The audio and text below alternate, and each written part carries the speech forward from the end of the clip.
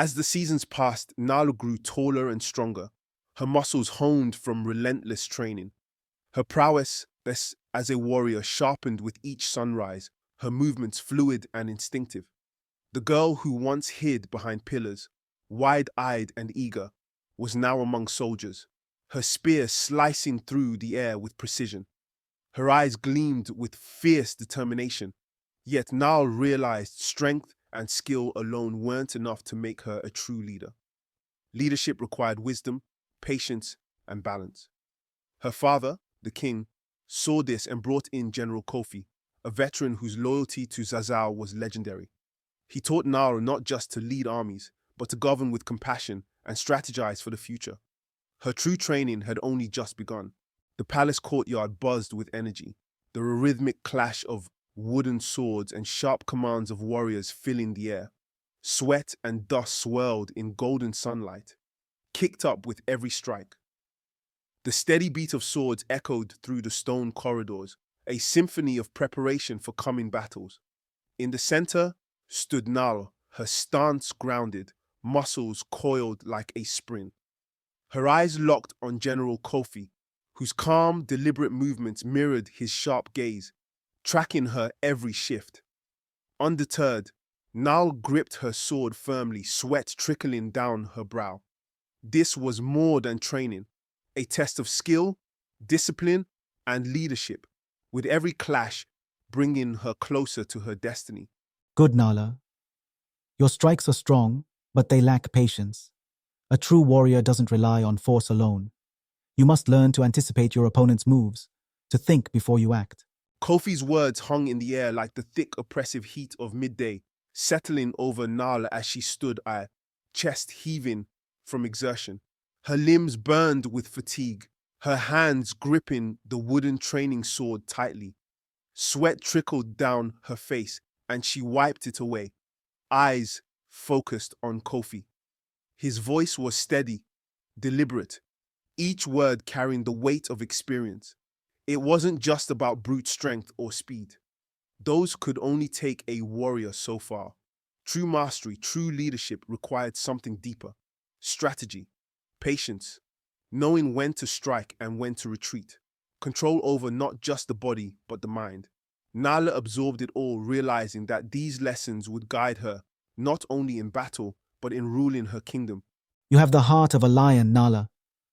But remember, a leader must be wise.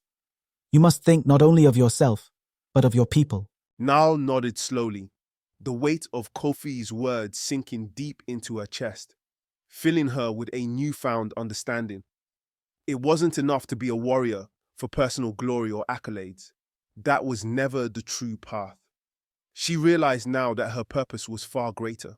Being a warrior meant serving her kingdom with every fiber of her being, putting the needs of her people above her own desires. It was about the lives depending on her strength and decisions, the farmers, the merchants, the children who looked to her for protection and leadership. She was no longer just fighting for herself. She was preparing to carry the hopes and future of Zazzau on her shoulders. One morning, the peaceful hum of life in Zazzau was shattered by grim news, sending a wave of unease through the palace.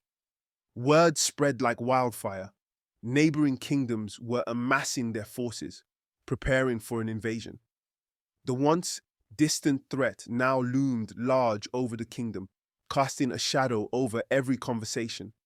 The king, with a face of stone, called an urgent council of his advisors and generals to strategize for what lay ahead. Nal, though still young, was unexpectedly invited to the council. It was a rare honor, one she had not anticipated. As she stepped into the war room, her heart pounded in her chest, the weight of responsibility pressing down on her. The room buzzed with the low murmur of seasoned warriors and strategists, their faces drawn with concern. The scent of burning incense filled the air, mingling with the thick tension that hung over them like a storm cloud, signaling the gravity of the coming conflict. Our enemies are strong, their numbers great, but they do not know the land like we do. We can use this to our advantage. Nal's eyes drifted over the large map sprawled across the table, her gaze tracing the familiar lines and contours of their kingdom. The mountains to the north stood like towering guardians, while the forest to the west spread out like a green ocean. Her fingers hovered above the rivers that snaked through the heart of the land, glinting like silver threads under the flickering candlelight. She studied their winding paths, their connections to neighboring regions. Suddenly, an idea sparked in her mind. The rivers, they weren't just natural barriers, but strategic points of defense and movement. If they could use them to their advantage, positioning troops along key crossings, they might outmaneuver the enemy before they even reached Zazzau's walls. If we station our forces along the riverbanks, we can cut off their supply lines.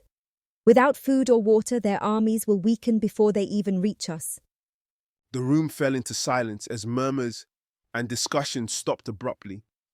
All eyes turned to Nal, her voice still echoing. The generals, men twice her age with years of battlefield experience etched into their faces, stared in surprise and admiration.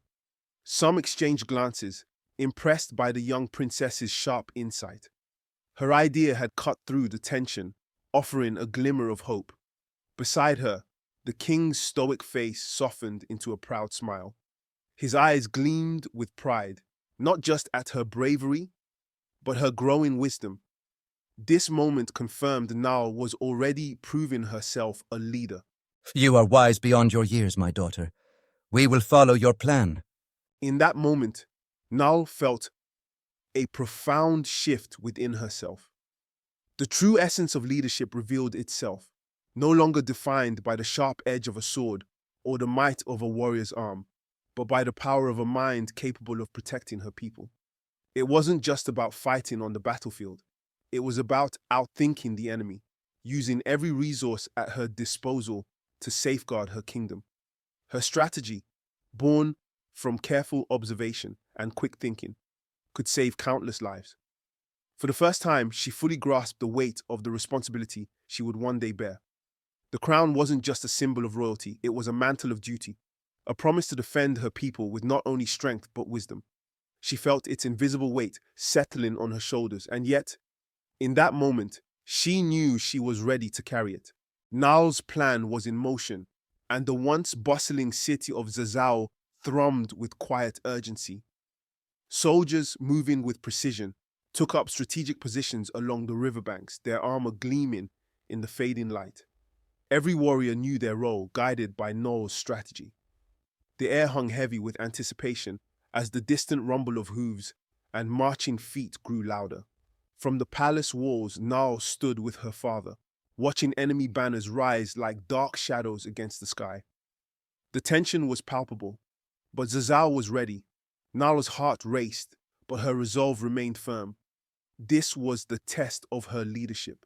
The battle erupted with a deafening roar as the armies collided, the sound of clashing steel echoing across the plains. Nal moved through the chaos with the precision of a seasoned warrior, her spear a blur of motion, catching the sunlight as it struck down foes with deadly accuracy. Dust swirled around her feet, mingling with the cries of battle, but her focus remained sharp.